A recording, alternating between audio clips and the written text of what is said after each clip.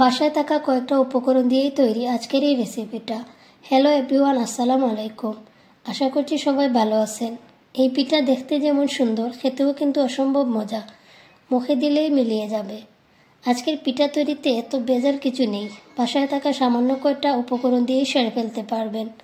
আলু তো সবার বাসায়ই থাকে, আলু একটা রেগুলার খাবার। আজকের এই ইউনিক পিঠাটা মূলত আমি আলু দিয়েই বানাবো।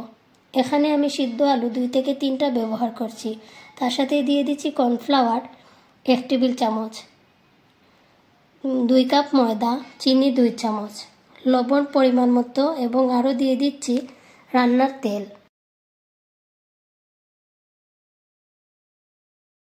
এখন সবগুলো উপকরণ ভালোভাবে মিক্স করে একটা ডো বানিয়ে নেব, একদম পানি ছাড়া। ডোটা হয়ে গেলে ঢাকনা দিয়ে রেখে দেব 10 মিনিট রেস্টে। 10 মিনিট পর ডো থেকে ছোটো ছোটো লেচি করে নেব। এখানে আমার ডোটা সামান্য নরম হয়ে গেছে, তাই আমি এক্সট্রা করে ময়দা অ্যাড করে নিচ্ছি। আপনারা কিন্তু আপনাদের মন মতো করে ছোটো সাইজ করতে পারেন।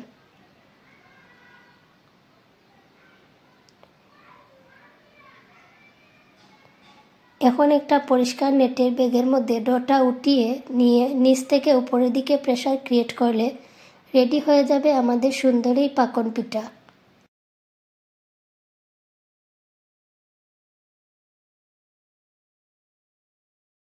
তো দেখতেই পাচ্ছেন কত সহজেই আমার পিঠাগুলো রেডি হয়ে গেল।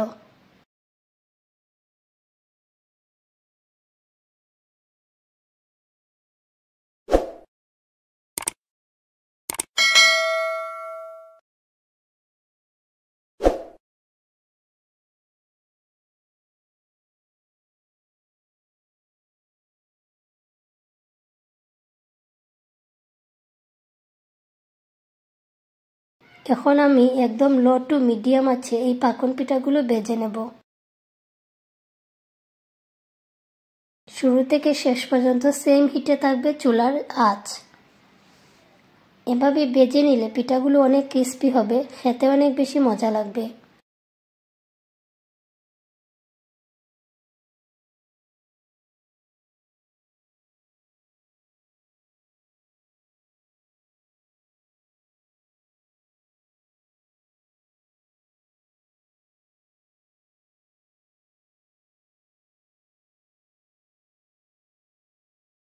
এপিট ওপিট করে পিঠাগুলো আমি উল্টে নিচ্ছি।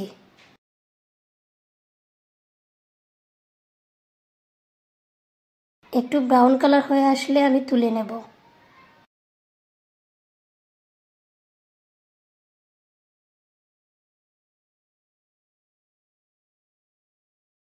পিঠাগুলো উঠিয়ে নেওয়ার পর আমি পিঠার শিরাটা বানিয়ে নেব। কড়াইয়ে 1 কাপ পানি, 1 কাপ চিনি দিয়ে জাল দিয়ে নেব। সামান্য জাল হয়ে আসলে শিরার মধ্যে পাকন পিঠাগুলো দিয়ে শিরাটা ঘন করে নামিয়ে নেব।